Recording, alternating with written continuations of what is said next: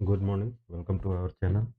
इस वीडियो के माध्यम से हम लोग शुरू करेंगे रेलवे ग्रुप डी के 120 plus previous year questions paper का सॉल्यूशन।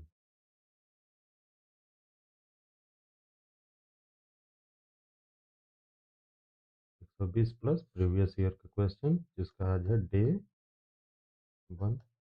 आज हमारा पेपर है 17 अगस्त 2022 को हुआ था, शिफ्ट 1 यानी मॉर्निंग शिफ्ट का। आइए सबसे पहले देखेंगे रीजनिंग। ये देखते हैं, हमारा पहला क्वेश्चन है, यदि निम्नलिखित समीकरण में प्लस और भाग के स्थान परस्पर बदल दिए जाते हैं तथा माइनस और गुणा के स्थान परस्पर बदल दिए जाते हैं तो समीकरण में प्रश्न चिन्ह के स्थान पर क्या आएगा। ये देखते हैं, ये 100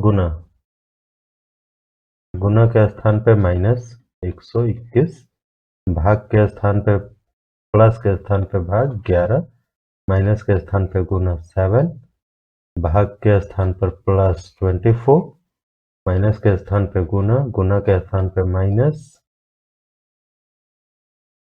और भाग के स्थान पे प्लस। यह क्वेश्चन बोर्ड मास से बनेगा। बोर्ड मास में सबसे पहले ब्रैकेट का, फिर ऑफ का, फिर डिवीजन का, फिर मल्टीप्लिकेशन का, फिर एडिशन का और सबसे लास्ट में सब्ट्रैक्शन का काम करते हैं।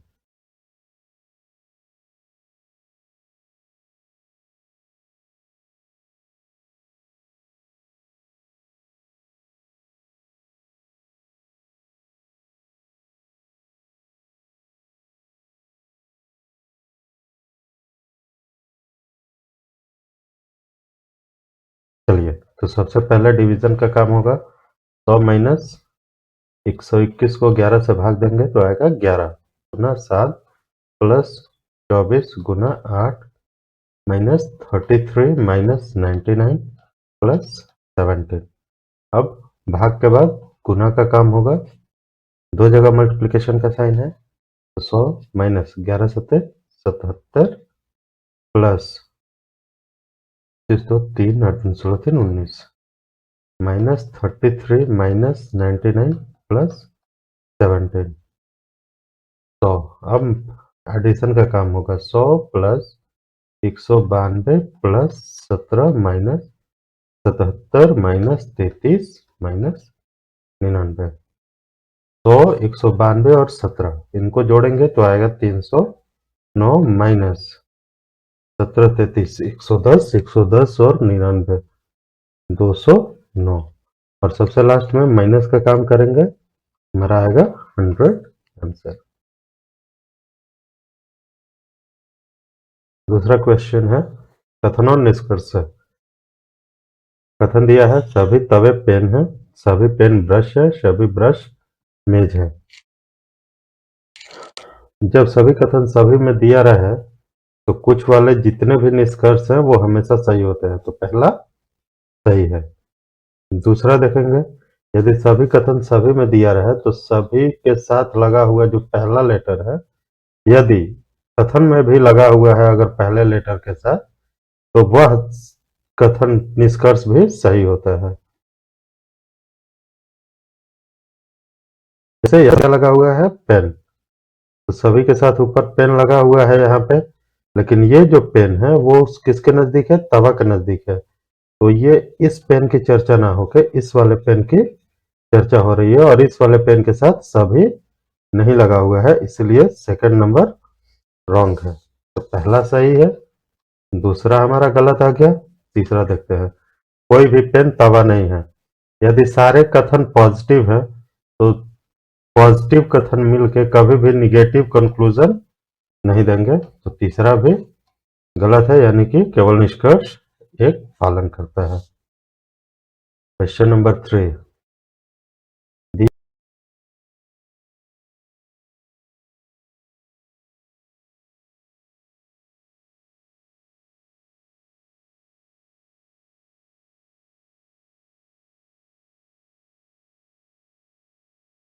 क्वेश्चन नंबर 3, उस समुच्चय का चयन कीजिए जिसमें दी गई संख्याओं के बीच वही संबंध है जो नीचे दिए गए समुच्चयों की संख्याओं के बीच है।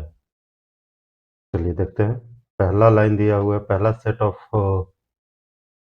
सेट जो दिया है 15, 41 और 4 का।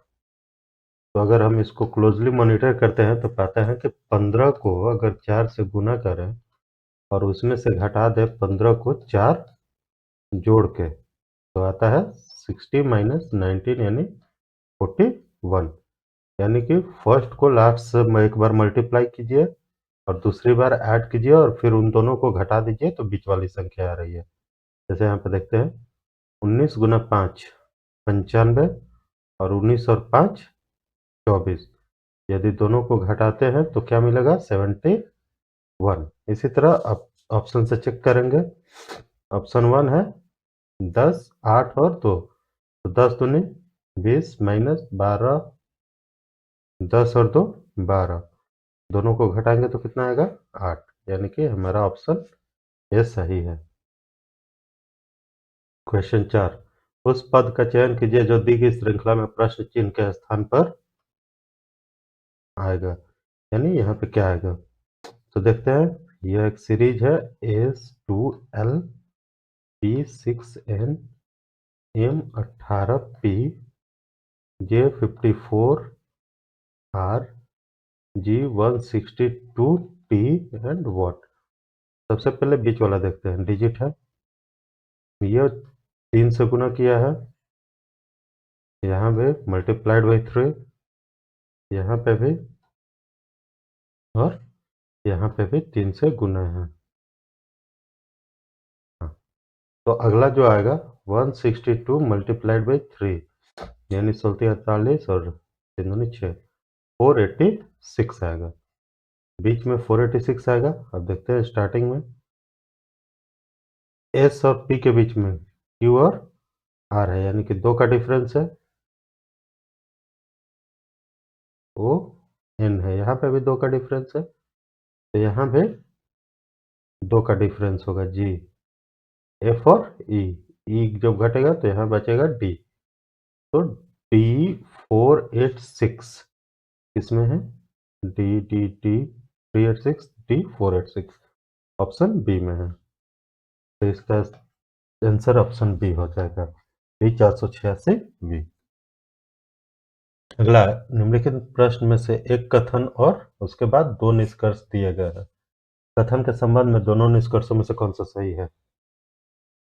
कथन है ई जो है वो छोटा है क्यू से या फिर बराबर है क्यू के। क्यू जो है छोटा है एफ से, एफ बराबर है आर के, आर बड़ा है एम से और एम या तो बड़ा है बी से या फिर बराबर है बी के। तो पहला निष्कर्ष, आर बड़ा है पी से, पी यहाँ पे है, आर यहाँ पे है, आर एफ के इक्वल है, इसलिए एफ की जगह पे आर भी हो सकता है, तो आर यहाँ पे डेफिनेटली पी से बड़ा है, यानी पहला सही है। सेकंड वाला जो निष्कर्ष है, एफ छोटा है बी से, एफ यहाँ पे है,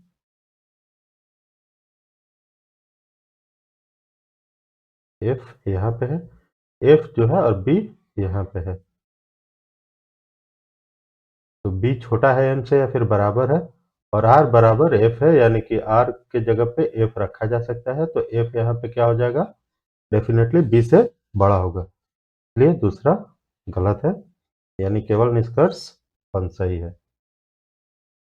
question number 6, M F B T F को L E A S E लिखा है, यानी कि नीचे से ऊपर +1 किया जा रहा है, तो टी आर आई सी के ट्रिक को क्या लिखेंगे, देखिए L M E F A B S T E F, यानी कि हर जगह नीचे से ऊपर +1 किया जा रहा है, यदि ऊपर से नीचे लेंगे तो -1 किया जाएगा। तो हम नीचे से ऊपर +1 करते हैं, तो S T Q R H I B C J K S Q H B J option. Question number 7 है, निम्न अक्षर समूह युग्मों में से पहला अक्षर समूह एक निश्चित तर्क का पालन करते हुए दूसरे अक्षर समूह से संबंधित है, यानी कि पहला अक्षर समूह यानी कि पी आर ओ जो है एल जे एम से संबंधित है। सर्च करते हैं तो पी का अपोजिट अगर हम लिखेंगे तो के आएगा, आर का अपोजिट हम लिखेंगे तो आई आएगा, और ओ का अपोजिट अगर हम लिखते हैं तो वो एल आता है। और के में 1 जोड़ेंगे तो एल आएगा, आई में 1 जोड़ेंगे तो जे आएगा, और एल में 1 जोड़ेंगे तो एम आएगा। इसी तरह जेड ई एन, जेड का अपोजिट ए होता है, ई का अपोजिट वी होता है, और एन का अपोजिट एम होता है। और यदि ए में 1 जोड़ेंगे तो बी आता है, वी में 1 जोड़ेंगे तो डब्ल्यू आता है, और एम में 1 जोड़ेंगे तो एन आता है। तो इसी तरह सारे ऑप्शन को बारी बारी से चेक करेंगे। पहला जी यू एन है, जी का अपोजिट होता है टी, टी में 1 जोड़ेंगे तो आएगा यू, यू का अपोजिट होता है एफ, एफ में 1 जोड़ेंगे आएगा जी, इन का अपोजिट होता है एम, एम में 1 जोड़ेंगे आएगा एन, यू जी एन आना चाहिए, लेकिन यहाँ पे यू जी एन दिया है तो पहला नहीं होगा। ऑप्शन 2 के एल पी और क्यू पी एल दिया है। तो के का अपोजिट होता है आपका पी, पी में 1 जोड़ेंगे तो क्यू आएगा। एल का अपोजिट होता है ओ, ओ में 1 जोड़ेंगे पी आएगा। पी का अपोजिट होता है के, और के में 1 अगर जोड़ते हैं तो एल आएगा। तो क्यू पी एल यानी कि दूसरा सही है। इस तरह बाकी चेक करने की जरूरत नहीं है।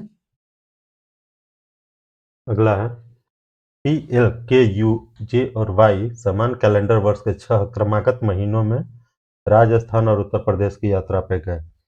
पी ने नवंबर महीने में राजस्थान की यात्रा की, पी नवंबर में गया और कहाँ गया, राजस्थान गया।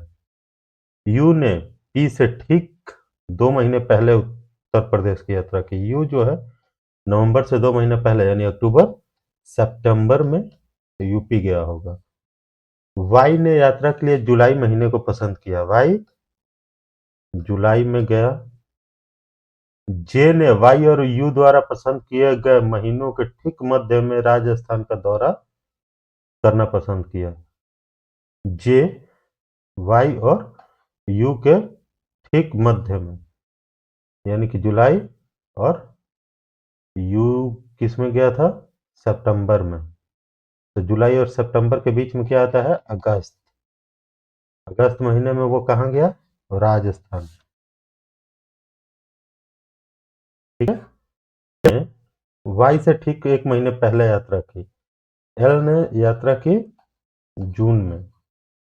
ठीक है, तो के ने किस महीने में यात्रा की, के तो देखिए क्योंकि क्रमागत महीना है तो जून, जुलाई, अगस्त, सितंबर, अक्टूबर और नवंबर होगा, तभी जाके ये 6 क्रमागत महीने होंगे। और इसमें पी नवंबर में जा चुका है, नवंबर खत्म, सितंबर में यू जा चुका है खत्म, अगस्त में जे जा चुका है खत्म, जुलाई में वाई, और जून में एल। तो बच गया 1 महीना अक्टूबर, के ने अक्टूबर महीने में यात्रा की है। अगला क्वेश्चन है, 6 व्यक्ति A B C D E और एफ एक वृत्ताकार मेज के परितः केंद्र की ओर मुख करके बैठे हैं। 1 2 3 4 5 और 6, 6 लोग केंद्र की ओर मुख करके बैठे हैं। डी और ए के बीच में 2 लोग बैठे हैं। एफ सी के दाईं ओर ठीक बगल में है। एफ ले लेते हैं जो कि सी के दाईं ओर ठीक बगल में है। दूसरे स्थान पर है। एफ के दाईं ओर पहला और दूसरा स्थान पे ई है। ई ए के बाईं ओर दूसरे स्थान पे है। ए के बाईं ओर दूसरे स्थान पर ई है। ठीक है, डी और ए के बीच में केवल 2 व्यक्ति बैठे हैं। अगर ए यहाँ पे है तो डी यहाँ पे होगा, तभी 1 2 और इधर से भी 1 और 2, 2 व्यक्ति होंगे। तो कह रहा है कि एफ के ठीक दाईं ओर बगल में कौन बैठा है। एफ के ठीक दाईं ओर बगल में डी बैठा है। क्वेश्चन 10। राजन एक बिंदु से चलना स्टार्ट करता है और उत्तर की ओर डायरेक्शन, ये उत्तर, ये दक्षिण, ये पूरब और ये पश्चिम होता है। तो राजन ने मान लेते हैं बिंदु ए से स्टार्ट किया, उत्तर की ओर 200 मीटर जाता है और 200 मीटर जाके बाएं मुड़ता है।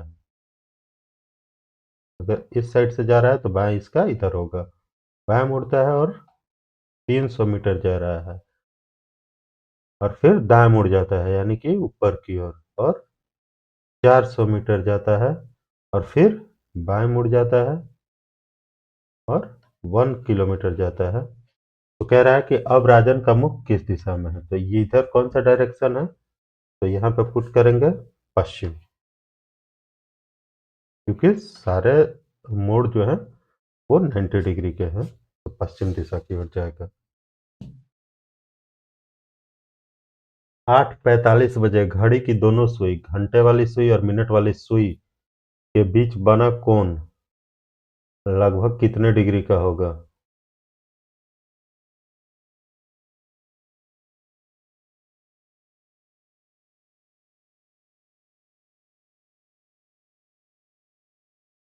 चलिए देखते हैं। ये घड़ी है,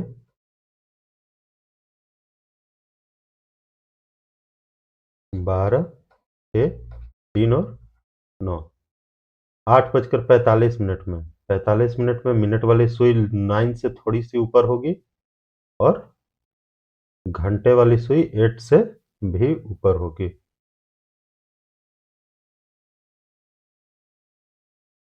अगर यहाँ पे 1 मिनट,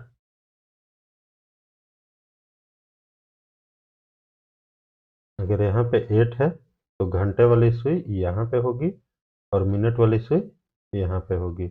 पूछ रहा है कि इन दोनों के बीच का कोण जो है वो कितना होगा। तो सबसे पहले क्या करते हैं कि हम जानते हैं कि एक घड़ी कैसा होता है, एक सर्कल की तरह होता है और सर्कल कितने डिग्री का कोण बनाती है, 360 डिग्री का। तो सबसे पहले घंटे वाली सुई के बारे में जानेंगे। घंटे वाली सुई इस पूरे सर्कल को एक बार कवर करने में कितना समय लेती है, 12 घंटे। तो घंटे वाली सुई 12 घंटे में 360 डिग्री जाती है, तो 1 घंटे में 30 डिग्री जाएगा और 1 मिनट में 1/2 डिग्री जाएगी। ठीक है,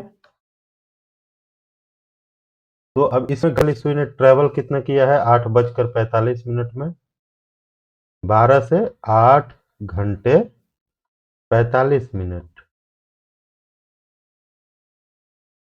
तो टोटल कितना डिग्री तय कर लिया होगा, तो 8 गुना 30 प्लस 45 गुना 1/2, यानी कि 240 प्लस 22.5 यानी कि 262.5। 8 घंटा 45 मिनट में घंटे की सुई ने 262.5 डिग्री का एंगल बनाया होगा। अब मिनट की सुई देखते हैं, तो मिनट की सुई 60 मिनट में 360 डिग्री चली जाती है, क्योंकि 1 घंटे में पूरा यहाँ से घूमते हुए और फिर यहाँ पे आ जाती है। तो 1 मिनट में 6 डिग्री का, और मिनट की सुई ने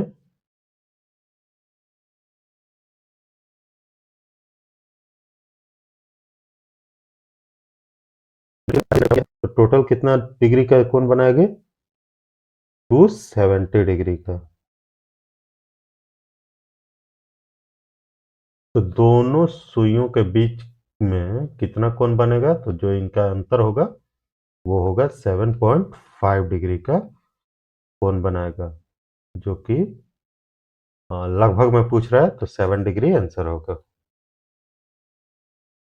क्वेश्चन, विद्यार्थियों की कक्षा में पाउलो को शीर्ष से 18th, ऊपर से 18वां और नीचे से 45वां स्थान मिला है। तो कक्षा में कुल विद्यार्थियों की संख्या, तो ऐसे सवाल में दोनों को जोड़ के 1 माइनस कर देते हैं, यानी 63 - 1 क्या होगा 62 होगा। 3 कथन और उसके बाद 2 निष्कर्ष 1 और 2 दिए गए हैं। कथनों को सच मानते हुए विचार करें। चलिए देखते हैं। पहला निगेटिव है, दूसरा पॉजिटिव है, तीसरा भी पॉजिटिव है। तो पहला और दूसरा से निगेटिव कंक्लूजन आएगा, दूसरा और तीसरा से पॉजिटिव कंक्लूजन आएगा, पहला और तीसरा से निगेटिव कंक्लूजन आएगा। चलिए, कोई पेन कंप्यूटर नहीं है। पेन यहाँ पे है और कंप्यूटर यहाँ पे है। निगेटिव कंक्लूजन आना चाहिए। तो पहला हो सकता है सही है। कुछ इरेजर कंप्यूटर है। इरेजर यहाँ पे है, कंप्यूटर यहाँ पे है।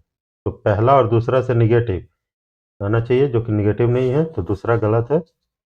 अब आते हैं, ऑप्शन छाट देते हैं, पहला नहीं होगा। चलिए, दूसरा हो सकता है, ये नहीं होगा, मतलब ए नहीं होगा और डी नहीं होगा, बच गया बी और सी। देखते हैं। पहला, कोई पेन कंप्यूटर नहीं है। कोई नहीं, 100 पेन यहाँ पे, पेन के पास 100 है। कंप्यूटर यहाँ पे, कंप्यूटर के पास भी 100 है।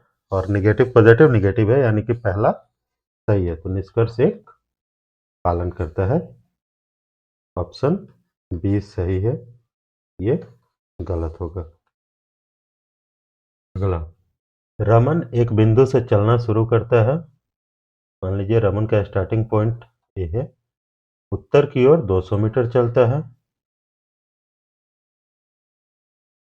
फिर बाएं मुड़ता है और 300 मीटर चलता है,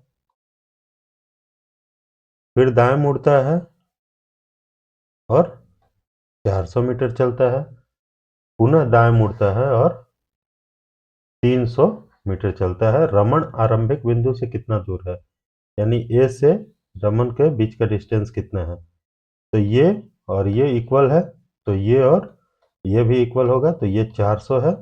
और टोटल डिस्टेंस कितना हो गया, 4 2 600 मीटर। नेक्स्ट क्वेश्चन, उस संख्या का चयन कीजिए जो निम्नलिखित श्रेणी में प्रश्न चिन्ह के स्थान पर आएगा। 55, 104, 140, 165। यहाँ 49 प्लस हुआ है, यहाँ 36 प्लस हुआ है और यहाँ 25 प्लस हुआ है। मतलब 7 का स्क्वायर प्लस हुआ है, 6 का स्क्वायर प्लस हुआ है, 5 का स्क्वायर प्लस हुआ है, तो अगला 4 का स्क्वायर यानी 16 प्लस में होगा, यानी 181 आंसर आएगा। अगला, इस प्रश्न में संख्या प्रतीकों के एक समूह की नीचे दी गई तालिका और उसके बाद दी गई शर्तों के अनुसार अक्षरों का उपयोग करके कूटबद्ध किया जाता है। यानी ये संख्या प्रतीक है और ये उनका कूट है। शर्त है कि यदि दूसरा घटक एक विषम संख्या है और अंतिम घटक एक सम संख्या है, कूटों को आपस में बदल देना चाहिए। यदि तीसरा घटक एक सम संख्या है और पांचवा घटक एक प्रतीक है, तो इन दोनों के कूटों को बदलना चाहिए। यदि पांचवा घटक एक प्रतीक है और छठा घटक भी एक प्रतीक है, तो इन दोनों घटकों को आर के रूप में कूट किया जाएगा। तो सवाल दिया है E7 5% एंड 4% और 8, इसका कूट बताना है। तो पहला, यदि दूसरा घटक एक विषम संख्या है, देखिए ये 7 जो है यह एक विषम संख्या है और अंतिम घटक एक सम संख्या है, ये जो है एक सम संख्या है। लिख लेते हैं E7 5% एंड 4% 8। तो यहाँ पे विषम है और यहाँ पे सम है, तो इनका कूट आपस में बदल दिया जाएगा। तो 7 का जो कूट है वो 8 का कूट हो जाएगा, यानी S, और 8 का जो कूट है वो 7 का कूट हो जाएगा, यानी A। बाकी पहला के लिए कोई कंडीशन नहीं दिया है, तो E का कूट M होगा, M A S M S बहुत जगह है। 5 का कूट, तीसरा घटक एक सम संख्या है लेकिन यहाँ पर तीसरा एक विषम संख्या है, तो 5 का कूट D होगा। परसेंट का कूट U होगा, एंड का कूट P होगा, ये है और ये है। बी आंसर होगा क्योंकि लास्ट में ए आना चाहिए ना, लास्ट में ए नहीं आ रहा है तो कौन सा आंसर होगा? बी, क्योंकि यहाँ पे लास्ट में एस नहीं आ रहा है, लास्ट में एस यहाँ पे आना चाहिए। ए में DUTLUS। क्वेश्चन, यदि 4251456 तो प्रत्येक विषम अंक में 3 जोड़ा जाए और प्रत्येक सम अंक में से 1 घटाया जाए तो क्या?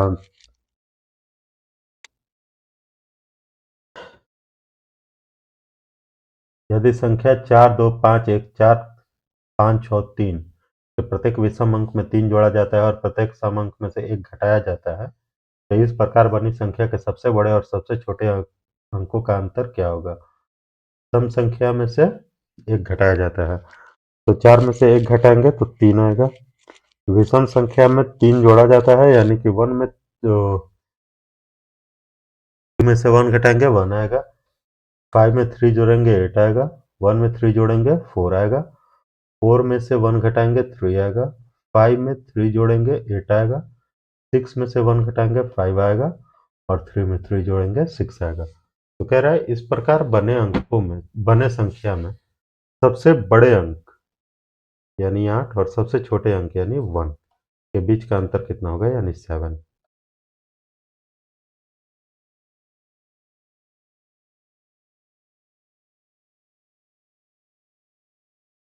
क्वेश्चन नंबर 18, शब्द डॉटर DAUGHTER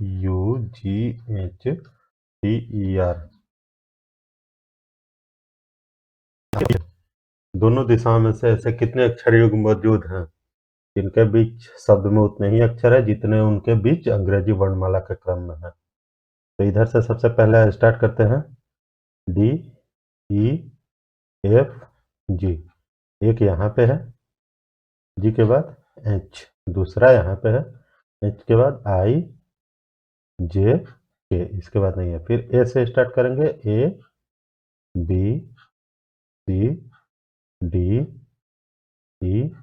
ABCDEFG, नहीं है। पहला तो हमको D और G मिला है, दूसरा T और H मिला है। A से नहीं होगा, UVWXYZ, U से नहीं है, HIJK नहीं है, TUV नहीं है, EF नहीं है, RST यहाँ पे है, R और T, RST, EFGHIJK नहीं है, TUVWX नहीं है, HIJ नहीं है, GHI, अच्छा G और H एक यहाँ पे भी है, यानी कि इसके अलावा कोई नहीं है। तो 4 अक्षर युग्म ऐसे हैं जिनके बीच उतना ही अक्षर है जितना अंग्रेजी वर्णमाला में है। जैसे डी और जी के बीच में DEF 2 अक्षर है, यहाँ पे भी डी और जी के बीच में 2 अक्षर है और अंग्रेजी वर्णमाला में भी 2 अक्षर हैं। चलिए अगला 19 नंबर, एक जंगल में 6 जिराफ PQRST और U है जिनमें से प्रत्येक की ऊंचाई अलग अलग है। S जो है वो Q से लंबा है, S जो है वो T से छोटा है, T जो है U से छोटा है, T से लंबा है किंतु T से छोटा है, और T जो है वो R से लंबा है। तो सबसे छोटा जिराफ कौन सा होगा? R। अगला क्वेश्चन है, दिए गए आरेख का ध्यान पूर्वक अध्ययन करें और पूछे गए प्रश्न का उत्तर दें। ये डायग्राम दिया हुआ है, उपरोक्त आरेख के आधार पर निम्नलिखित में से कौन सा कथन सही है? उन लड़कियों की संख्या जो न तो जिम्नास्ट हैं और न ही पदविता हैं 23 है, यानी कि इस वाले सर्कल में नहीं होना चाहिए और इस वाले सर्कल में नहीं होना चाहिए, सिर्फ इस सर्कल में होना चाहिए जो कि 25 है। पहला गलत है। दूसरा, उन लड़कियों की संख्या जो जिम्नास्ट भी हैं 41 है लड़कियों की संख्या, यानी कि इस वाले गोले में होना चाहिए और जिम्नास्ट यानी इस वाले गोले में होना चाहिए 41। तो ये है 14 और ये है 11, 25 और ये है 8, जो कि नहीं होगा। 14 11 लड़कियां जिम्नास्ट, सिर्फ 14 11 25 हैं, जो कि 41 दिया है, गलत होगा। उन पदक विजेताओं की संख्या जो लड़कियां हैं, ये रहे पदक विजेता जो लड़कियां हैं, यहाँ पे 11 और यहाँ पे 16, टोटल 27। ये सही है, ये गलत होगा। अगला 21 नंबर, E F G H I J और के एक सीधी पंक्ति में उत्तर की ओर मुख करके बैठे हैं। एच जी के दाईं दूसरे स्थान पर है, तो जी के दाईं ओर दूसरे स्थान पर एच है।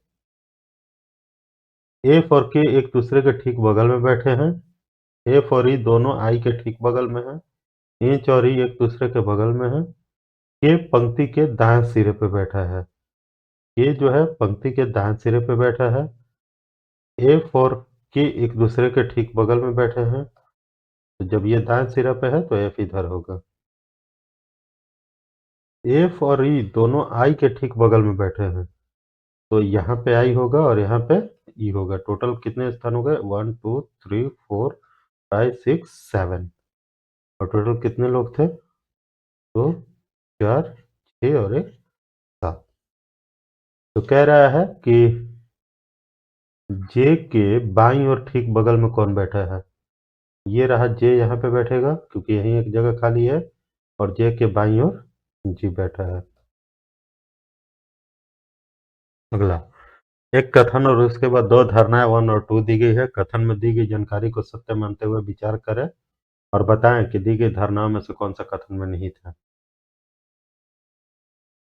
कथन क्या है? मुफ्त पास लेने के लिए कृपया 21 अप्रैल तक कार्यक्रम के लिए पंजीकरण कीजिए और वैध निवास प्रमाण पत्र के बिना पास जारी नहीं किया जाएगा। धारणा 1, मतदाता पहचान पत्र एक वैध निवास प्रमाण पत्र है।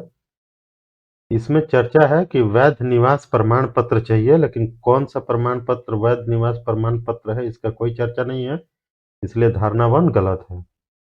दूसरा है पास कार्यक्रम स्थल पर खरीदे जा सकते हैं, यह भी गलत है। क्यों? क्योंकि इसमें यह नहीं बताया गया है कि पास को बेचा जा रहा है कि फ्री में जारी किया जा रहा है, इसलिए दोनों कथन, दोनों धारणा गलत है। क्वेश्चन नंबर 23, 9 10 18 45 109, यहाँ पे क्या आएगा? यहाँ से यहाँ कितना बढ़ा? 1, यहाँ से यहाँ कितना बढ़ा? 8, यहाँ से यहाँ कितना बढ़ा? 27, यहाँ से यहाँ कितना बढ़ा? 45 55 4 49, नहीं 49 नहीं, 55 और 9 64। चलिए, तो ये 1 का क्यू है, ये 2 का क्यू है, ये 3 का क्यू है और ये 4 का क्यू है, तो अगला 5 का क्यू होगा 125। 125 जब 109 में जुटेगा तो वो आएगा 234 आंसर। अगला है, 5 मित्रों A S T F G ने एक ही कैलेंडर वर्ष के क्रमागत महीनों में एक कोचिंग संस्थान में प्रवेश लिया। मई, ए ने मई में प्रवेश लिया, डी ने ए और एस के बीच प्रवेश लिया, जी ने ए के एक महीने बाद प्रवेश लिया, यानी कि जी ने जून में प्रवेश लिया। 1 2, टोटल कितने लोग हैं? 3 2 5। डी ने एफ और एस के बीच में प्रवेश लिया। जी ने ए के ठीक एक महीने बाद प्रवेश लिया। एफ प्रवेश लेने वाला अंतिम मित्र था। डी जो है एफ और एस के बीच में प्रवेश लिया, तो डी ने निम्नलिखित में से किस महीने में प्रवेश लिया? तो मई से क्रमागत महीने में मई, जून, जुलाई, अगस्त और सितंबर आता है। तो ए ने सबसे लास्ट में यानी सितंबर में प्रवेश लिया। एस किस में लिया होगा? जुलाई में।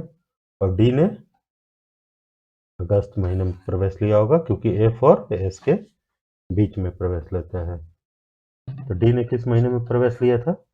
अगस्त। नंबर 25, निम्नलिखित श्रृंखला के आधार पर पूछे गए प्रश्नों के उत्तर दीजिए। उपरोक्त श्रृंखला में ऐसे कितने स्वर हैं जिनमें से प्रत्येक के ठीक पहले एक व्यंजन है और ठीक बाद भी एक व्यंजन है? मतलब भवेल चाहिए जिसके पहले कॉन्सोनेंट हो और बाद में भी कॉन्सोनेंट हो। तो सबसे पहले भवेल देखते हैं, Y H S T S Y I, ये भवेल है, ये भवेल है, ये भवेल है, ये वोवेल है, ये वोवेल है, ये वोवेल है, ये वोवेल है, ये है और इसके बाद कोई नहीं है। चलो सबसे पहले आई को देखते हैं। आई के पहले एक कॉन्सोनेंट वाई है, आई के बाद एक कॉन्सोनेंट आर है, तो पहला मिला वाई आई आर। दूसरा देखते हैं ए के पहले एक कॉन्सोनेंट आर है और दूसरा बाद में भी एक कॉन्सोनेंट है आर ए वाई। ई के पहले एक कॉन्सोनेंट है लेकिन बाद में एक वोवेल है, नहीं चलेगा। यू के पहले एक वोवेल है, बाद में एक कॉन्सोनेंट है, नहीं चलेगा। आई के पहले कॉन्सोनेंट और बाद में एक कॉन्सोनेंट, तो जी आई आर, यह भी है। अगला आई से पहले तो कॉन्सोनेंट है बट बाद में वोवेल है, नहीं चलेगा। यू से पहले कॉन्सोनेंट है और बाद में भी कॉन्सोनेंट है, तो ये भी चलेगा। इसके अलावा कोई नहीं है, यानी कि टोटल 4 ऐसे स्वर हैं जिनके पहले और बाद दोनों कॉन्सोनेंट है। क्वेश्चन नंबर 26, उस विकल्प का चयन कीजिए जिसका पांचवी संख्या से वही संबंध है जो दूसरी संख्या का पहली से है। दूसरी का पहली से संबंध, 10 को 5 से गुना करके 5 जोड़ देते हैं तो 55 आता है। चौथी का तीसरी से, 12 को भी 5 से गुना करके और 5 जोड़ते हैं तो 65 आएगा। तो छठी भी पांचवी से वैसे ही रिलेटेड होगी। 18 को 5 से गुना करके 5 जोड़ देंगे तो क्या आएगा? 18 95 5 95।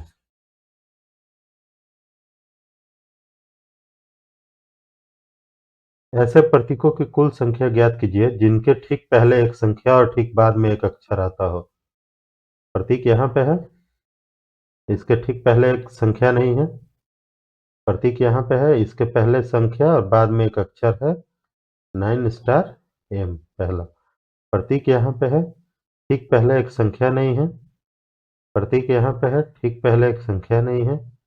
प्रतीक यहाँ पे है, ठीक पहले एक संख्या नहीं है। प्रतीक यहाँ पे है, ठीक पहले एक संख्या नहीं है। प्रतीक यहाँ पे भी है, ठीक पहले एक संख्या नहीं है। प्रतीक यहाँ पे भी है, ठीक पहले एक संख्या नहीं है।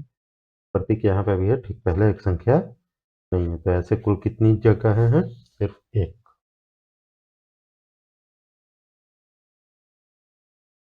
चलिए अब देखेंगे मैथ। दो व्यक्ति की आयु में 30 वर्ष का अंतर है। यदि 5 वर्ष पहले बड़े व्यक्ति की आयु छोटे व्यक्ति की आयु की 3 गुना थी तो छोटे व्यक्ति की वर्तमान आयु कितनी है? तो इसको एक्स मान के भी बना सकते हैं और डायरेक्ट भी बना सकते हैं। तो सबसे पहले एक्स मान के बनाते हैं, बड़े की आयु और छोटे की आयु। अगर बड़े की वर्तमान आयु एक्स है तो छोटे की वर्तमान आयु एक्स माइनस 30 होगा। अब 5 साल पहले बड़े की आयु एक्स माइनस 5 हो जाएगी और छोटे की आयु एक्स माइनस 30 माइनस 5 हो जाएगी, यानी कि x minus 5 is equal to x minus 35। कह रहा है कि छोटे व्यक्ति की आयु की 3 गुनी बड़े व्यक्ति की आयु थी, यानी कि छोटे की आयु में 3 से गुना कर देंगे तो दोनों का आयु बराबर हो जाएगी। तो एक्स माइनस 5 ये 5 वर्ष पहले का है। X minus 5 is equal to 3x minus 105 होगा। ये इधर आके प्लस में और ये इधर आके माइनस में, यानी कि 105 minus 5 is equal to 3x minus x। तो 100 is equal to 2x, x is equal to 50। यानी बड़े व्यक्ति की वर्तमान आयु कितनी है? 50 है, तो छोटे व्यक्ति की वर्तमान आयु कितनी होगी? 20। देखिए इसको डायरेक्ट कैसे बनाते हैं, ऑप्शन हिट एंड ट्रायल से। मान लेते हैं कि छोटे व्यक्ति की वर्तमान आयु 35 होगी तो बड़े व्यक्ति की आयु उससे 30 साल 65 होगा। 5 साल पहले ये 30 साल का होगा और ये 60 साल का होगा, जो कि 3 गुना नहीं है, तो पहला नहीं होगा। दूसरा, यदि छोटे व्यक्ति की आयु 25 वर्ष होती है तो बड़े की वर्तमान आयु 25 और 30 55 होना चाहिए। तो 5 साल पहले ये 20 का होगा और ये 50 का होगा, ये भी 3 गुना नहीं होगा, तो नहीं होगा। 20 साल अगर लेते हैं वर्तमान आयु तो 5 साल पहले 15 होगा और इसका 50 है, और 5 साल पहले 45 होगा, जो कि एग्जैक्ट 3 गुना है, इसलिए ये वाला आंसर होगा हिट एंड ट्रायल से। वह अधिकतम संभव लंबाई ज्ञात कीजिए जिसका यूज करके 5 मीटर 25 सेंटीमीटर, 7 मीटर 35 सेंटीमीटर और 4 मीटर 90 सेंटीमीटर की लंबाइयों को पूर्णतः मापा जा सकता है। इसको भी हम हिट एंड ट्रायल मेथड से कर सकते हैं और डिटेल से भी कर सकते हैं। तो सबसे पहले बेसिक से इन सबको सेंटीमीटर में चेंज करेंगे, तो 1 metre is equal to 100 centimetre, तो 5 मीटर इज इक्वल टू 500 और 25 सेंटीमीटर, ये टोटल 525 सेंटीमीटर हो जाएगा। ये टोटल 735 सेंटीमीटर हो जाएगा और ये टोटल 490 सेंटीमीटर हो जाएगा। अब तो क्या कहता है कि वह अधिकतम संभव लंबाई ज्ञात कीजिए, मतलब हाईएस्ट कॉमन फैक्टर निकालना पड़ेगा इसका। तो इन तीनों का हाईएस्ट कॉमन फैक्टर निकालने के लिए इसका प्राइम फैक्टराइजेशन, इसका प्राइम फैक्टराइजेशन और इसका भी प्राइम फैक्टराइजेशन करना पड़ेगा। तो 525 का प्राइम फैक्टराइजेशन होगा 5 इंटू 105,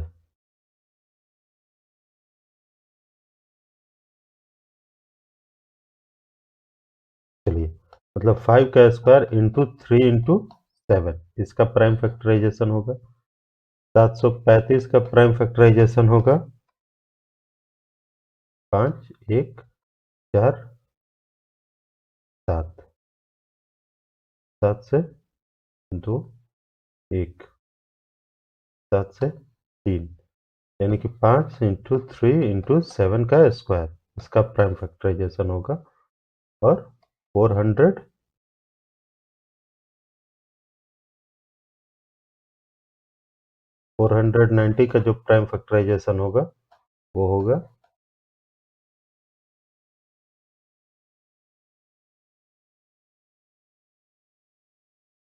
2 इंटू 5 इंटू 7 का स्क्वायर। अब एचसीएफ निकालने के लिए क्या लेते हैं, वैसा संख्या जो तीनों में कॉमन हो और सबसे कम फैक्टर वाला हो।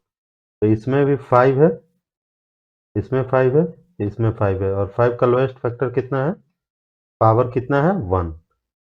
इसमें 7 है, इसमें भी 7 है और इसमें भी 7 है, और 7 का सबसे कम पावर कितना है 7। तो एचसीएफ कितना हो जाएगा 35 आंसर। और दूसरा ऑप्शन से चेक करेंगे कि कट रहा है कि नहीं। तो पहला ये 35 ये वाला आंसर होगा। पहला ऑप्शन से अगर हम चेक करते हैं तो ये 55 है, यानी 11 इंटू 5, 5 से तो ये कट जाएगा, ये कट जाएगा, ये कट जाएगा, लेकिन 11 से नहीं कटेगा, तो वो नहीं होगा। दूसरा है 45, यानी 9 इंटू 5, 5 से तो कट जाएगा, 9 से 5 पर 10 तो 12, 9 से नहीं कटेगा। अगला आता है 35, 7 इंटू 5, 7 से 7 7 49, 7 5 35 कटेगा, 7 एकम 7, 7 5 35 कटेगा, 7 7 49, 7 से भी कटेगा और 5 से भी कटेगा, यानी कि यही वाला आंसर होगा। अगला, निम्नलिखित समीकरण का मान ज्ञात कीजिए। ये बॉड मास पे बनेगा। सबसे पहले भाग का काम होता है, मतलब 27 में 3 से डिवाइड करेंगे 9 बचेगा। उसके बाद गुना का काम होता है 0 बचेगा। उसके बाद जोड़ का काम होता है 1, और उसके बाद सबसे लास्ट में घटाव का काम होता है, यानी कि 10 आएगा। अगला है, दो तरफा यात्रा के दौरान गौरव की औसत चाल 15 किलोमीटर प्रति घंटा है। औसत चाल का डायरेक्ट फॉर्मूला 2 इंटू पहला चाल इंटू दूसरा चाल बटा में पहला चाल प्लस दूसरा चाल है। ये दिया है 15 किलोमीटर पर आवर, और पहला चाल 20 किलोमीटर पर आवर है, तो एक्स की जगह पे 20 रख देंगे। तो 40y is equal to 15 into 20 plus y यानी कि 40y is equal to 300 plus 15y 25y is equal to 300 y is equal to 300 बटा में 25 इस दूनी 4 12 किलोमीटर पर आवर। इसको भी ऑप्शन पुट करके चेक कर सकते थे। अगला, यदि x plus y plus z is equal to 11 और एक्स वाई वाई जेड और जेड एक्स 42 है तो x square plus y square plus z square का मान ज्ञात करना है।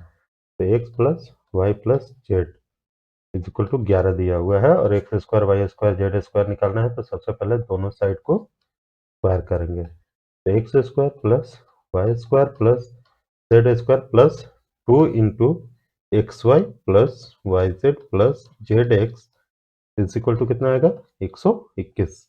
इतना का वैल्यू कितना दिया हुआ है 42। तो x square plus y square plus z square plus 2 into 42 is equal to 121 यानी x square plus y square plus z square is equal to 121। ये इधर प्लस में है तो इधर आके माइनस में हो जाएगा 84 यानी कि ये यहाँ से 16 और 31 37। X square plus y square plus z square का वैल्यू कितना होगा 37। नेक्स्ट क्वेश्चन है पी और क्यू एक कार्य को क्रमशः 9 दिन, पी किसी काम को 9 दिन में, क्यू उसी काम को 12 दिन में पूरा करता है। यदि वे क्यू से शुरू करके एक दिन छोड़कर काम करते हैं मतलब अल्टरनेट डे पे काम करते हैं तो कार्य कितने दिन में पूरा हो जाएगा। चलिए तो टोटल कार्य निकालेंगे जो कि दोनों का एलसीएम होगा 36, ये 4 टाइम्स और ये 3 टाइम्स, ये इनकी इफिशियंसी हो गई। तो क्यू काम शुरू करेगा, दूसरा दिन पी करेगा, पहला दिन ये दूसरा दिन, यानी 2 दिन में टोटल 7 काम होंगे।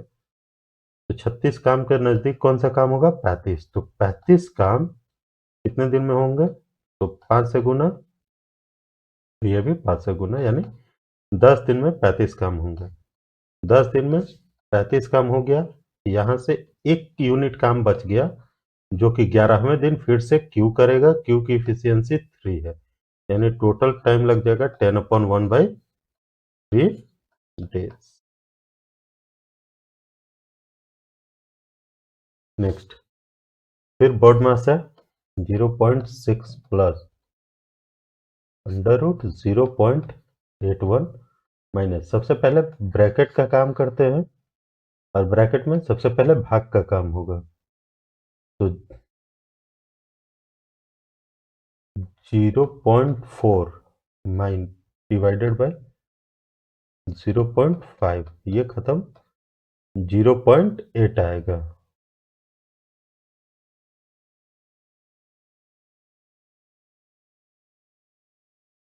तो यहाँ पे माइनस अंडर रूट इसका निकलेगा 12 और 2 जीरो यानी कि 0.12 प्लस इन दोनों को अगर हम डिवाइड करते हैं तो बचेगा कितना 0.8।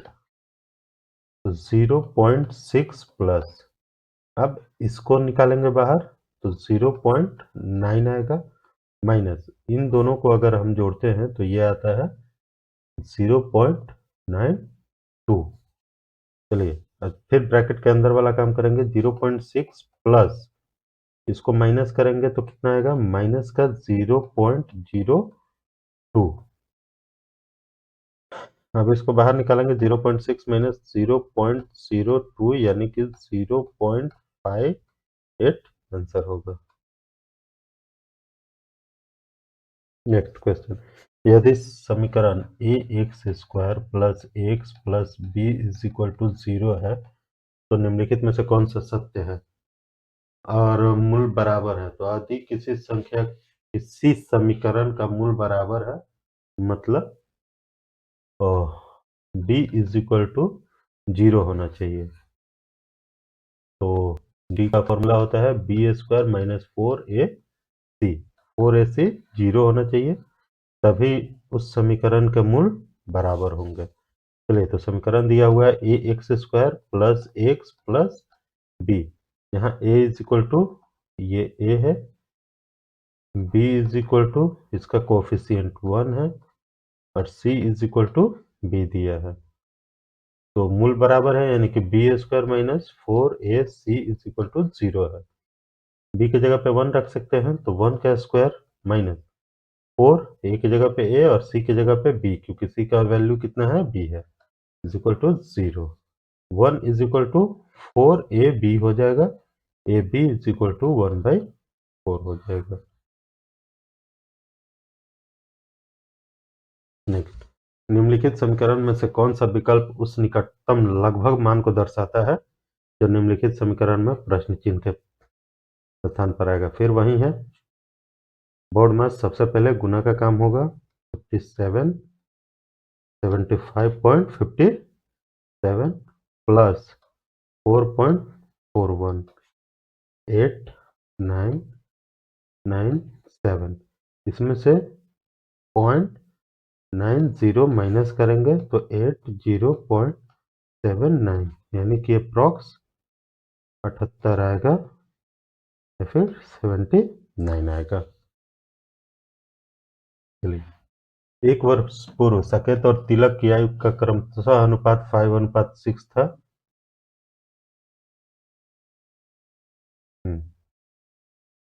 4 वर्ष बाद 6:7 हो जाएगा। साकेत की वर्तमान आयु ज्ञात करें। हिट एंड ट्रायल से भी बना सकते हैं। मान लेते हैं साकेत की वर्तमान आयु 31 वर्ष है, तो एक साल पहले 30 होगा, तो तिलक की आयु 36 होगा। 4 साल बाद ये 34 हो जाएगा और तिलक की आयु 40 हो जाएगा, जिसका अनुपात 6:7 नहीं होगा, इसलिए ये नहीं होगा, ऑप्शन 1 नहीं होगा। दूसरा, अगर 30 वर्ष मानते हैं तो 5 से नहीं कटेगा। एक साल पहले 29 वर्ष का होगा और ये रेशियो 5 से नहीं कटेगा, तो ये भी नहीं होगा।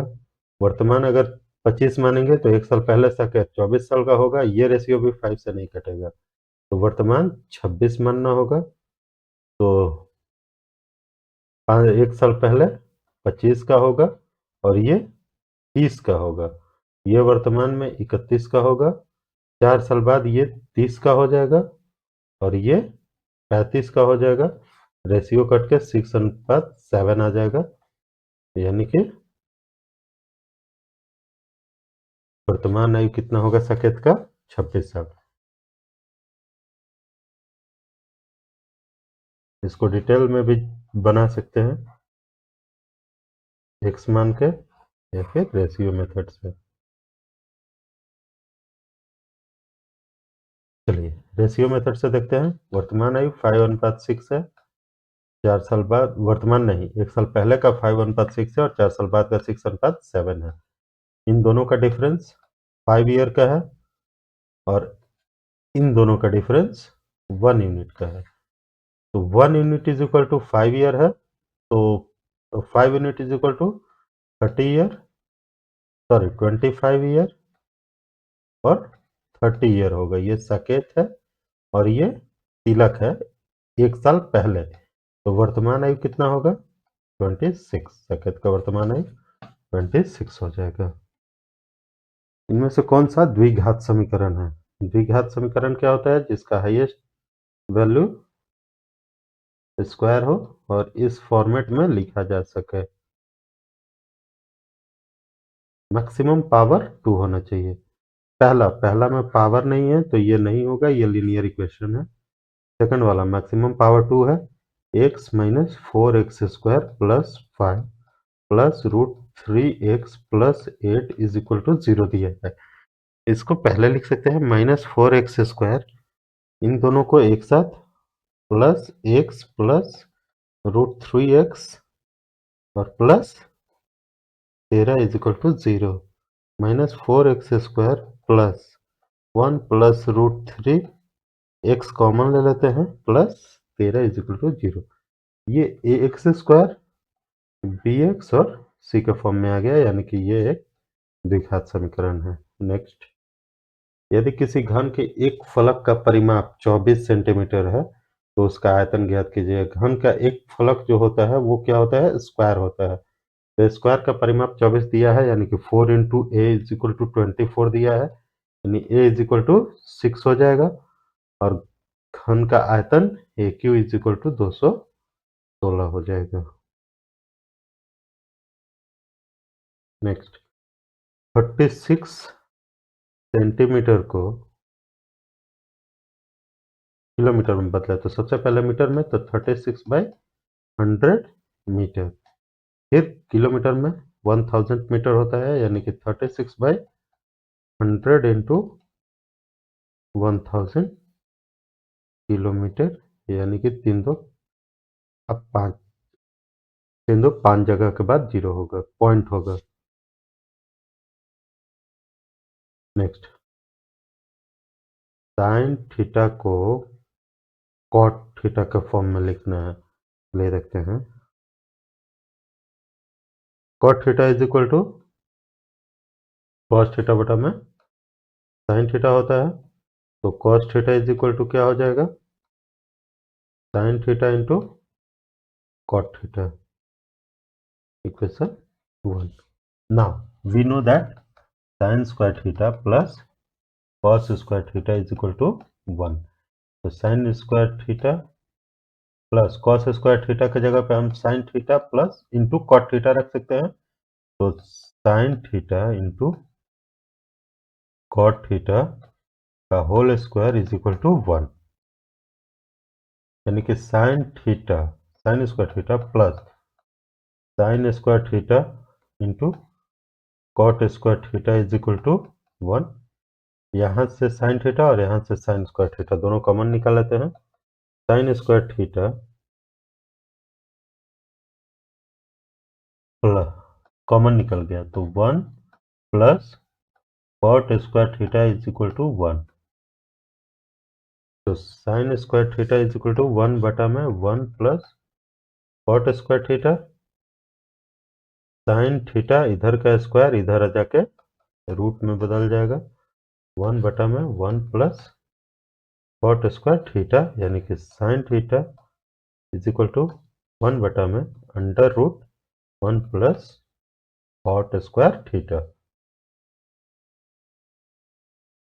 नेक्स्ट, यदि ABCD चित्र में प्रदर्शित किए गए एक समांतर चतुर्भुज है जिसके दो विकर्ण AC और BD O पर काटते हैं।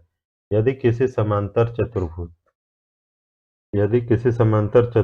के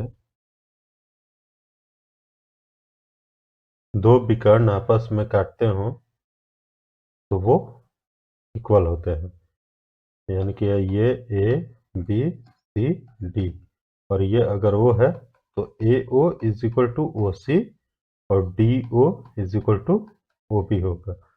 चलिए, तो OA AX plus 3 is equal to OC 2x plus y दिया है, तो x इज इक्वल टू क्या हो जाएगा, y माइनस 3, 3 माइनस y।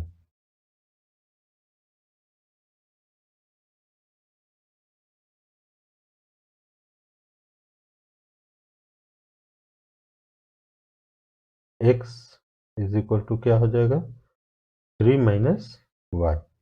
ना दूसरा DO is equal to OB होगा, तो DO का वैल्यू कितना है 3y और OB का वैल्यू कितना है y प्लस 2, तो 2y is equal to 2, y is equal to 1। यहाँ पे y का वैल्यू पुट कर देते हैं, तो x इज इक्वल टू कितना आ जाएगा 2, आंसर।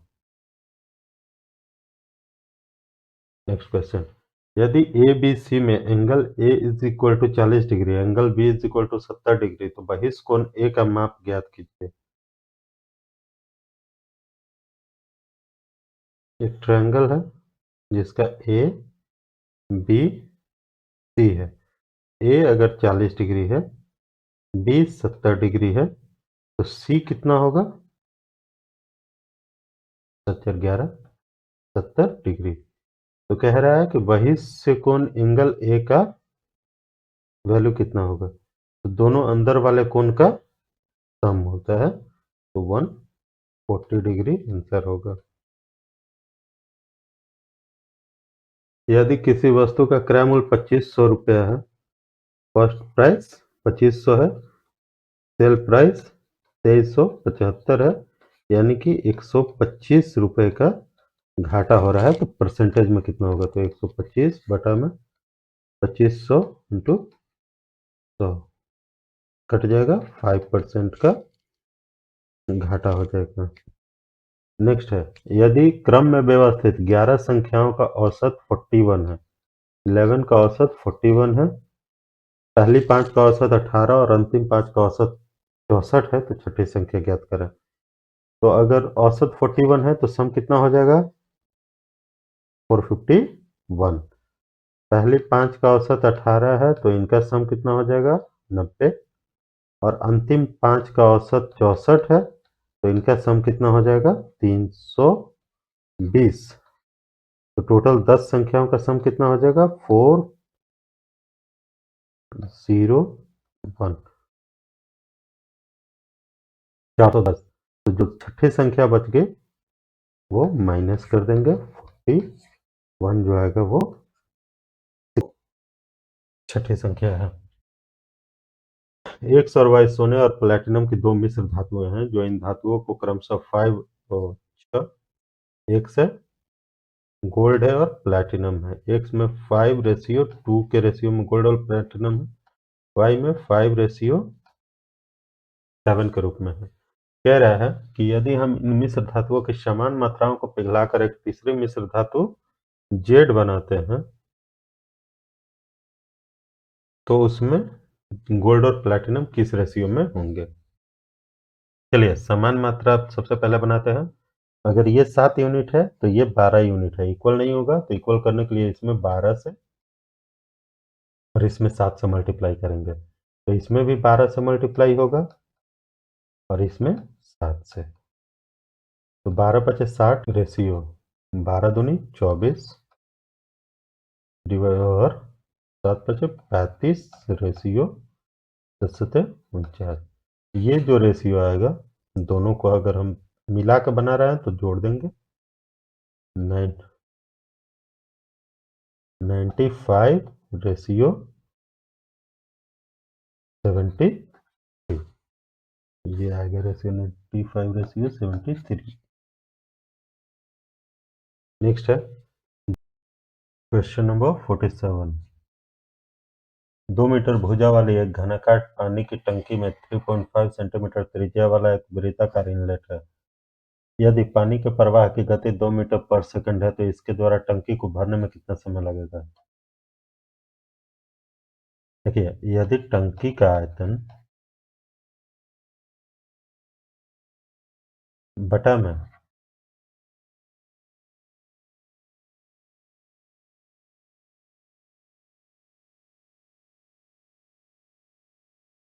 एक सेकंड में निकाल लें तो टाइम आ जाएगा कि कितना देर में ये टंकी को भर सकते हैं। तो सबसे पहले टंकी का आयतन क्या होगा? टैंक वॉल्यूम ऑफ टैंक, और घनाकार है तो ए क्यू होगा, यानी कि 8 मीटर क्यूब। दूसरा है volume of inlet pipe in 1 second. तो 1 सेकंड में इनलेट पाइप का वॉल्यूम πr² होगा, क्योंकि इनलेट पाइप कुछ इस तरह का दिखता है, और 1 सेकंड में पानी यहाँ से यहाँ तक जितना भरेगा वो सिलेंडर का वॉल्यूम होगा। तो सिलेंडर का वॉल्यूम πr² होता है, यानी 22/7 इंटू 3.5 और 100 से डिवाइड कर देंगे मीटर में चेंज करने के लिए, इंटू 2 मीटर क्यूब। चलिए ये आ जाएगा नीचे 0, ये आ जाएगा नीचे 0, 7 5 जा 35, यानी 22 into 5 into 35 into 2 divided by G 5×10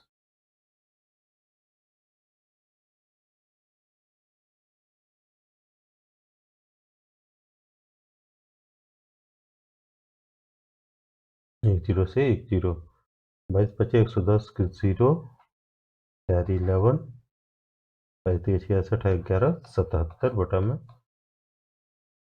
5 zero तो एक जीरो से एक जीरो खत्म बचेगा 0.0077 मीटर क्यूब। अब अगला है तो इसके बाद हमको टंकी का वॉल्यूम मिल गया और इनलेट पाइप का वॉल्यूम मिल गया। जब टंकी का वॉल्यूम और इनलेट पाइप का वॉल्यूम मिल गया तो नेक्स्ट क्या करना है, सिर्फ डिवाइड करके टाइम। तो डिवाइड करने के लिए क्या करेंगे, volume of tank divided by volume of inlet pipe. Tank का वॉल्यूम 8 मीटर क्यूब आया था और इनलेट पाइप का वॉल्यूम 0.0077 मीटर क्यूब आया था।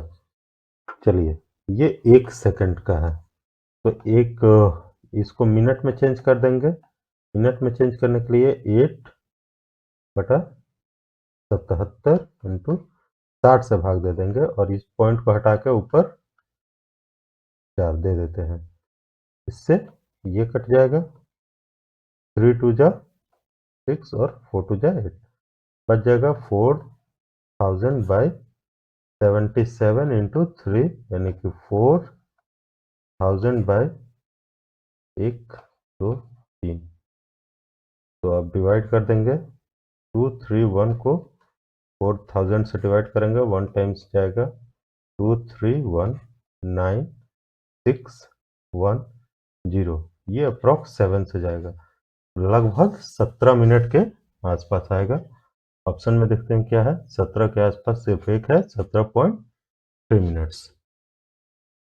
क्वेश्चन नंबर 48, यदि 6 18 39 और x समानुपात में है तो x का वैल्यू ज्ञात करें। तो 6:18 दिया है, समानुपात का ये होता है 39:x यानी कि 6/18 is equal to 39/x। Cross multiply करेंगे 6x is equal to 39 into 18, x is equal to 39 into 18/6, 3 times में जाएगा तो 117 आंसर होगा। x का वैल्यू कितना आएगा 117। अगला क्वेश्चन है, यदि 500 कैलकुलेटर का निर्माण किया जाता है और उन पर श्रम लागत 1 लाख रुपए है तो एक कैलकुलेटर का विक्रय मूल्य कितना रखा जाना चाहिए। प्रत्यक्ष श्रम लागत यानी डायरेक्ट लेबर 24% है, डायरेक्ट लेबर कॉस्ट कितना है 24% है। 500 कैलकुलेटर का डायरेक्ट कॉस्ट 1 लाख है तो एक कैलकुलेटर का कितना होगा 1 लाख बाई 500, 200 रुपीज। ये क्या है, डायरेक्ट लेबर कॉस्ट है, तो टोटल कॉस्ट कितना आएगा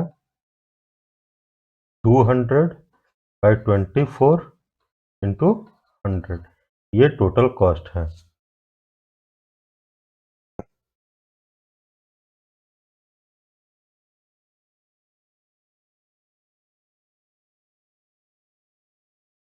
₹2500/3। अब इस पे 144% का लाभ चाहिए तो ये 100% है, इसको 144% कर लेंगे, कट जाएगा 3 से कटेगा,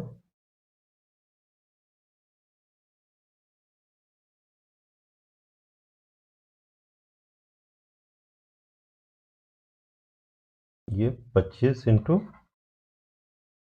48 तो 8 45 0 कैरी 4 8 दूनी 16 अब 20 36 से 4 40 के 0 4 4 दूनी 8 4 1200 रुपया आंसर आएगा।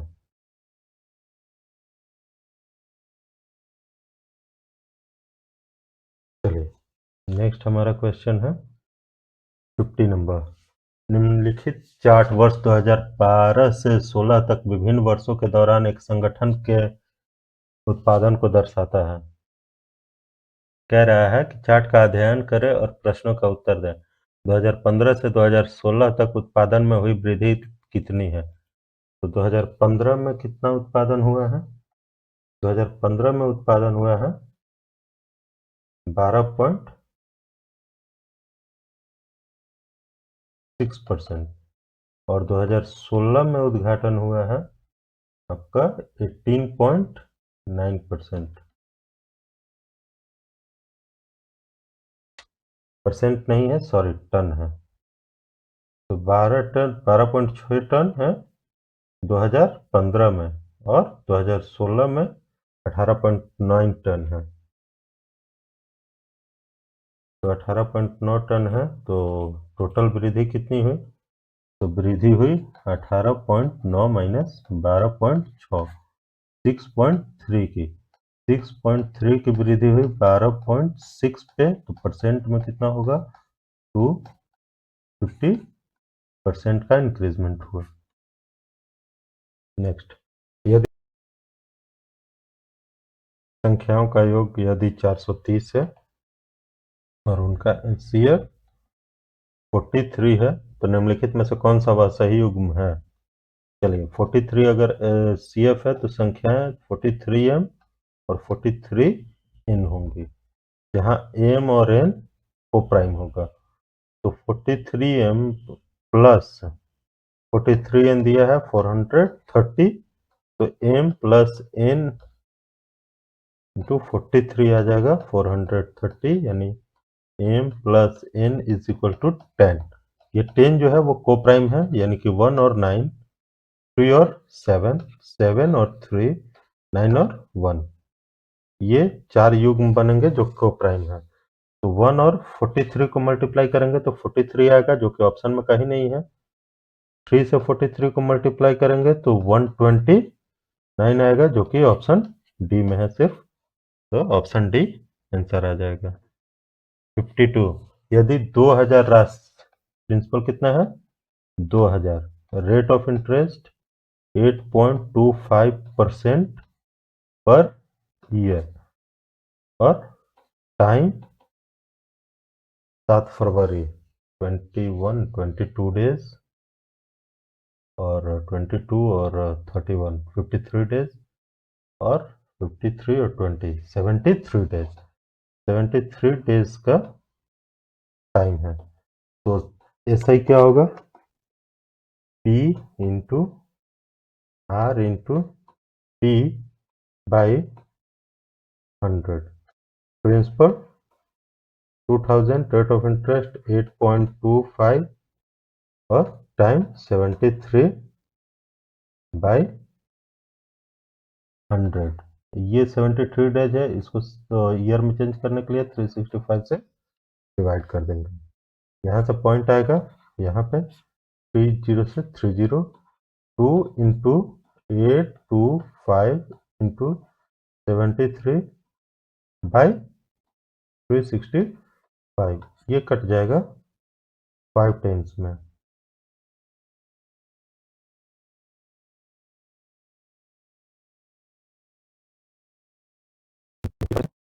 5 से ये कटेगा।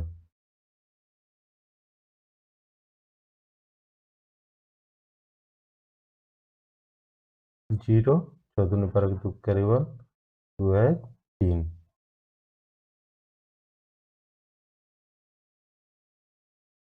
कहाँ से एक पॉइंट डिस्टर्ब हो गया?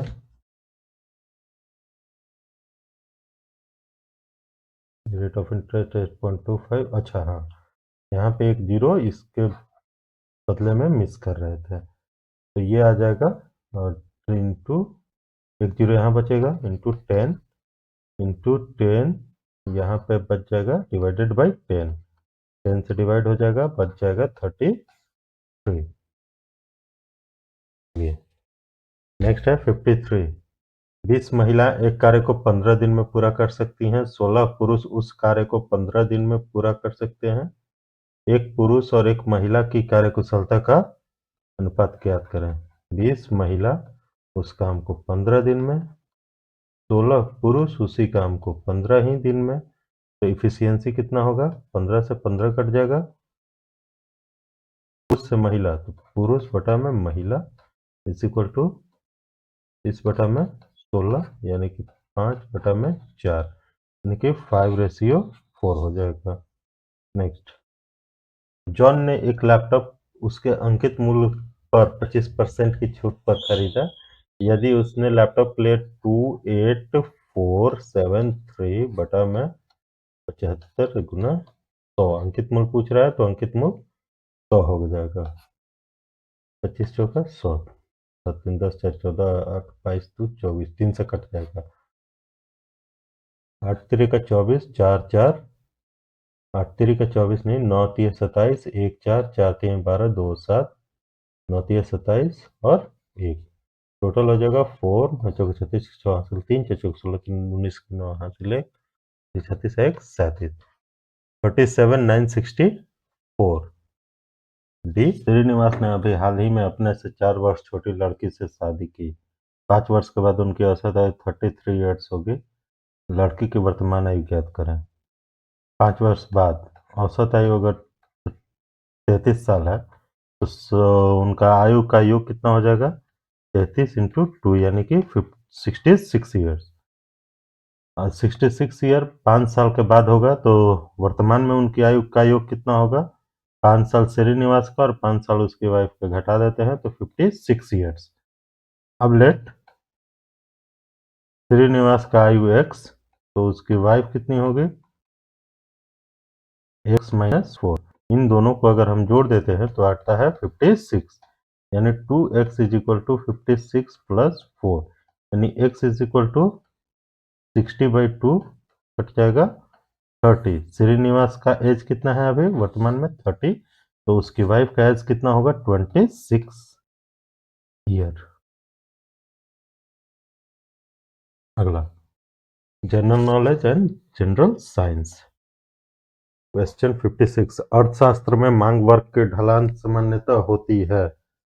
कैसी होती है? तो अर्थशास्त्र में स्लोप ऑफ मांग वक्र की ढलान, स्लोप ऑफ डिमांड जो है वह बाएं से दाएं नीचे की तरफ होती है। ठीक है, ये प्राइस है, ये डिमांड है। अगर प्राइस कम होगा तो डिमांड बढ़ता है, और प्राइस अगर ज्यादा होगा तो डिमांड घटते जाता है। तो होता है बाएं से दाएं नीचे की ओर। Option C. नेक्स्ट क्वेश्चन है, जिप्सम को गर्म करके एक रासायनिक यौगिक एक्स तैयार किया जाता है। यह एक सफेद चूर्ण है और इसका उपयोग अग्निरोधी पदार्थ के रूप में किया जाता है। जिप्सम को गर्म करने से मिलता है प्लास्टर ऑफ पेरिस। और जिप्सम को जब गर्म करते हैं तो यह कैल्शियम सल्फेट हेमीहाइड्रेट में कन्वर्ट होता है, CaSO4 to 1/2 H2O। Calcium sulphate hemihydrate, इसी को बोलते हैं प्लास्टर ऑफ पेरिस। अगला क्वेश्चन, निम्नलिखित में से किस प्रकार के प्रतिबिंब पर्दे पर प्राप्त किए जा सकते हैं? पर्दे पर वास्तविक रियल और बड़ा या छोटा दोनों प्राप्त किए जा सकते हैं, ए और बी दोनों। पर्दे पर ये दोनों प्राप्त नहीं किए जा सकते। निम्नलिखित में से किस यौगिक का उपयोग ब्लैक एंड व्हाइट फोटोग्राफी में किया जाता है? सिल्वर ब्रोमाइड और सिल्वर क्लोराइड दोनों। सिल्वर ऑक्साइड इसका नहीं होता है, सिल्वर ब्रोमाइड होता है, सिल्वर क्लोराइड होता है, यानी कि ऑप्शन डी आंसर हो गया। नेक्स्ट, एक धारा प्रवाही परिनलिका के लिए इनमें से कौन सा कथन सही है? धारा प्रवाहिक परिनलिका के लिए इसका उपयोग मृदु लोहे के टुकड़े को चुंबकित करने के लिए किया जा सकता है, ये सही है। यह छड़ चुंबक की भांति काम करता है, ये भी सही है। क्षेत्रीय रेखाएं संकेंद्रित वृत्त होती हैं, नहीं ये गलत है। क्षेत्रीय रेखाएं जो होती हैं वह जो है तो सीधी एवं समांतर होती हैं। क्षेत्रीय रेखा सीधी एवं समानांतर होती हैं, संकेंद्रित वृत्त नहीं होती हैं, इसलिए सिर्फ 1 और 2 दोनों सही है। 1956 से राष्ट्रीय आय, उपभोग, बचत, व्यय और पूंजी निर्माण संबंधित डेटा जारी करने के लिए नोडल एजेंसी है। केंद्रीय सांख्यिकी कार्यालय। अगला है पंचायती राज व्यवस्था सबसे पहले भारत के किस राज्य में लागू की गई थी? पंचायती राज्य व्यवस्था सबसे पहले भारत के राजस्थान में आई थिंक 1956 के आसपास लागू की गई थी। Question number 63। श्वसन तंत्र का कौन सा भाग श्वास नली को निताप यानी बंद होने से बचाता है, कोलैप्स होने से बचाता है? उपास्थि के below rings of cartilage. Spelling mistake हो सकता है, मिला लीजिएगा। रिंग ऑफ कार्टिलेज, ये जो गले में छूने पे दिखता है ना उपास्थि के बल है, वही श्वसन तंत्र के श्वास नली को बंद होने से बचाता है। Question number 64। एड्स का पूर्ण रूप क्या है? एड्स का पूर्ण रूप acquired immune deficiency syndrome. Acquired immune artificial है, नहीं होगा। एडेड नहीं होगा, एग्रावेटेड नहीं होगा। Acquired immune deficiency syndrome, D. Newland के अष्टक नियम में पहला तत्व क्या है और अंतिम ज्ञात तत्व क्या है? न्यूलैंड के अष्टक नियम में पहला तत्व हाइड्रोजन है और अंतिम तत्व थोरियम है। हाइड्रोजन एवं थोरियम, आंसर ए। निम्नलिखित में से कौन सा जीव समूह पर्यावरण को स्वच्छ रखने में सहायक होता है? बैक्टीरिया और फंजी, यानी जीवाणु और कवक। नेक्स्ट, गोलीय दर्पण के मुख्य अक्ष के बारे में निम्नलिखित में से कौन सा कथन सत्य है? यह दर्पण पर अभिलंब होता है, सही। आपतन बिंदु हमेशा मुख्य अक्ष पर स्थित होता है, आपतन बिंदु नहीं, ये गलत है। मुख्य फोकस हमेशा मुख्य अक्ष पर होता है, ये सही है। गोलीय दर्पण 1 और 3 दोनों। नेक्स्ट, विश्व कुश्ती चैंपियनशिप में रजत पदक जीतने वाली पहली भारतीय महिला होने का गौरव प्राप्त हुआ अंशु मलिक को, जिन्होंने सिल्वर जीता था शायद 2021 में। नेक्स्ट, देशांतर और अक्षांश के बारे में और इनमें से कौन सा कथन गलत है? चलिए, देशांतर कभी भी एक दूसरे को प्रतिच्छेदित नहीं करते हैं। देशांतर अगर ये अर्थ है तो जो ऐसे ऐसे लाइन होती है उसको देशांतर कहते हैं। तो ये जो देशांतर है सब दोनों ध्रुव पे जाके एक जगह इकट्ठा हो जाती है, मतलब एक दूसरे को प्रतिच्छेद करती हैं। इसीलिए कथन 1 जो कि दिया हुआ है कि देशांतर कभी भी एक दूसरे को प्रतिच्छेद नहीं करती है, गलत है। Question number 70। कशेरुकियों की यकृत कोशिकाओं में एंडोप्लाज्मिक रेटिकुलम के द्वारा कौन सा महत्वपूर्ण कार्य किया जाता है? ये कशेरुकियों की यकृत कोशिकाओं में एसीआर द्वारा कौन सा महत्वपूर्ण कार्य किया जाता है? कशेरुकियों की यकृत कोशिकाओं में एसीआर के द्वारा औषधियों और विषों का निराविषीकरण किया जाता है, जो कि है एंडोप्लाज्मिक रेटिकुलम। हमारा नेक्स्ट क्वेश्चन है, विद्युत मोटर का कौन सा भाग उसमें प्रवाहित धारा के प्रवाह की दिशा को उलट देता है? और स्प्लिट रिंग। नेक्स्ट क्वेश्चन है, बल्ब के फिलामेंट को उच्च प्रतिरोध प्राप्त करने के लिए अत्यंत पतला और लंबा बनाया जाता है। अगला क्वेश्चन है, जब परमाणु क्रमांक और नाभिकीय आवेश तब नाभिक और संयोजी इलेक्ट्रॉन के बीच आकर्षण बल, इसलिए लिथियम से फ्लोरीन तक परमाणु त्रिज्या। जब परमाणु क्रमांक बढ़ता है और न्यूक्लियर चार्ज बढ़ता है तब नाभिक और इलेक्ट्रॉन्स के बीच बल बढ़ता है, इसलिए लिथियम से फ्लोरीन तक परमाणु त्रिज्या जो होती है वो कम होती है। बढ़ता है घटता है, ये नहीं, ए नहीं होगा। बढ़ता है घटता है, घटता है बी नहीं होगा, सी नहीं होगा, डी इसका आंसर होगा। अगला है, एक धुएँ से भरे कमरे में प्रवेश करने पर प्रकाश की एक बारीक किरण इनमें से किसके कारण दिखाई देती है? स्कैटरिंग ऑफ लाइट यानी प्रकाश का प्रकीर्णन। नेक्स्ट क्वेश्चन है, एक पत्ती के अनुप्रस्थ काट के इस चित्र का अध्ययन करें और बताएं कि कौन सा विकल्प इसके सही अक्षरांकन को दर्शाता है।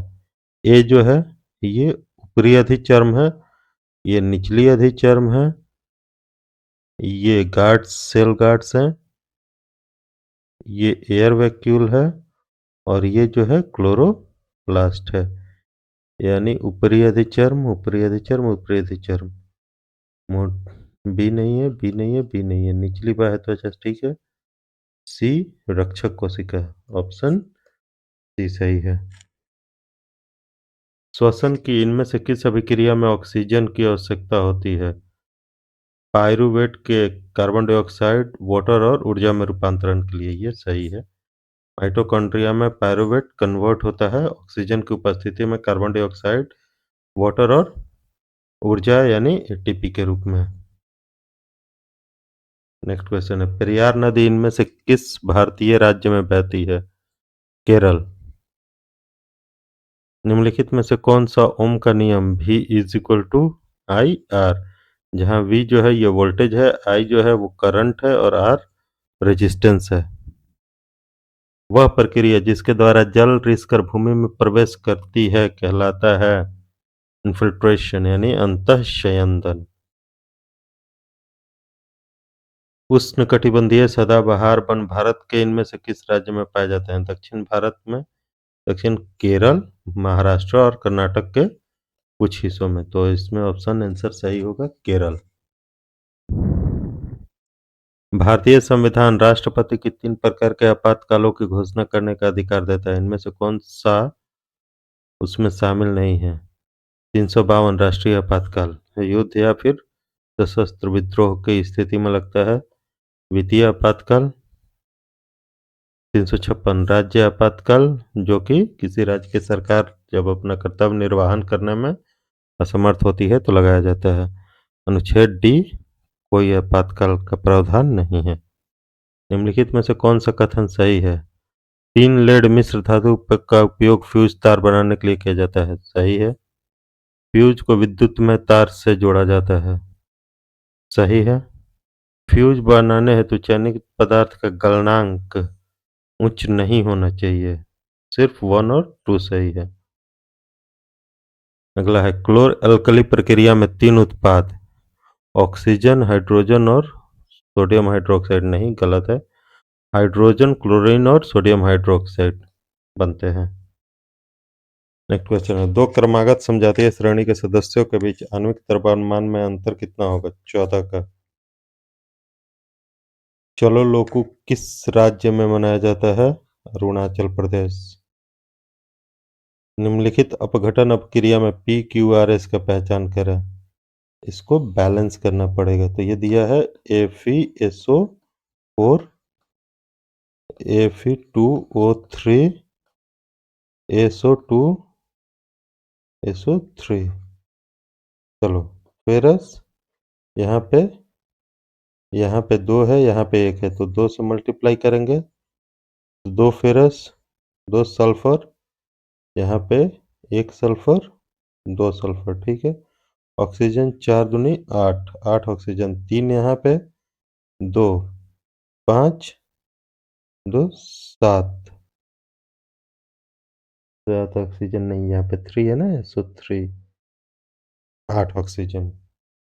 तो पी की जगह पे आया 2, बाकी सब की जगह पे 1। पी की जगह पे 2, बाकी सब जगह पे 1।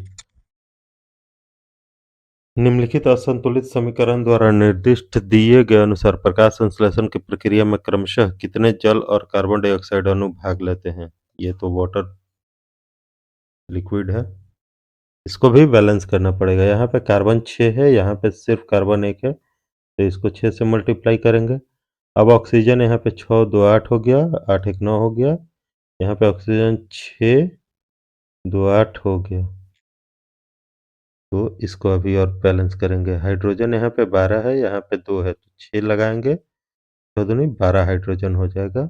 और ऑक्सीजन 6 यहाँ पे और 12 यहाँ पे, 12 6 18 हाइड्रोजन, 18 ऑक्सीजन हो जाएगा। ऑक्सीजन यहाँ पे आ गया 6, यहाँ पे अगर 6 से मल्टीप्लाई कर देते हैं तो 12 ऑक्सीजन हो जाएगा। तो टोटल कितने जल और कार्बन डाइऑक्साइड अणु भाग लिए? जल के 6 अणु और कार्बन डाइऑक्साइड के भी 6 अणु भाग लेते हैं। 1930 में नमक उत्पादन पर ब्रिटिश एकाधिकार के खिलाफ इनमें से कौन सा अहिंसक विद्रोह किया था? दांडी यात्रा महात्मा गांधी ने किया था। प्रथम पंचवर्षीय योजना के शुभारंभ के समय योजना आयोग के अध्यक्ष इनमें से कौन थे? योजना आयोग के अध्यक्ष प्रधानमंत्री होते थे, तत्कालीन प्रधानमंत्री नेहरू, जवाहरलाल नेहरू।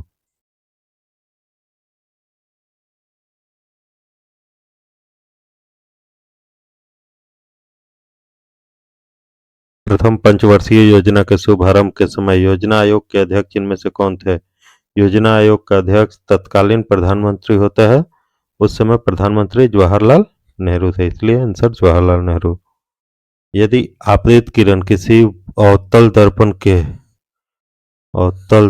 के फोकस और सेंटर ऑफ कर्वाचर वक्रता केंद्र से गुजरती है तो वह सेम परिपथ में वापस भी आ जाती है, तो इनके बीच बनने वाला कोण होगा 0 डिग्री का। जैन धर्म में जैन शब्द संस्कृत के जिन से लिया गया है, जिसका अर्थ है विजेता। भारत में पहली ब्रिटिश प्रेसिडेंसी कहाँ स्थापित की गई थी? सूरत। कुछ करंट अफेयर्स जो कि वर्तमान के हैं। निम्नलिखित में से कौन वर्तमान लोकपाल प्रमुख है? न्यायमूर्ति अजय मनिक राव खानविलकर। सतह से हवा में मार करने वाली मिसाइल बराक 8 का निर्माण निम्नलिखित में से किसके द्वारा किया गया है? भारत और इजरायल के द्वारा। महतारी वंदन योजना निम्नलिखित में से किस सरकार द्वारा शुरू किया गया है? छत्तीसगढ़ सरकार। 2024 में बाल साहित्य पुरस्कार कुल कितनी भाषाओं में दी गई है? 24। 2024 मेजर ध्यानचंद खेल रत्न पुरस्कार कितने लोगों को दिया गया है? 4 लोगों को, जिनमें पहले हैं डी गुकेश, इनको चेस के लिए दिया गया है। दूसरे हैं प्रवीण कुमार, ये पारा एथलीट हैं जो हाई जंप में पार्टिसिपेट करते हैं। थर्ड है मनु भाकर, शूटिंग से रिलेटेड है। और फोर्थ है हरमनप्रीत सिंह, हॉकी से रिलेटेड है। हाल ही में चर्चा में रहा कीर्ति पहल किस मंत्रालय की पहल है? कीर्ति पहल वो खेल मंत्रालय की पहल है, जिसका फुल फॉर्म है खेलो इंडिया राइजिंग टैलेंट आइडेंटिफिकेशन। खेलो इंडिया राइजिंग टैलेंट आइडेंटिफिकेशन इसका फुल फॉर्म है।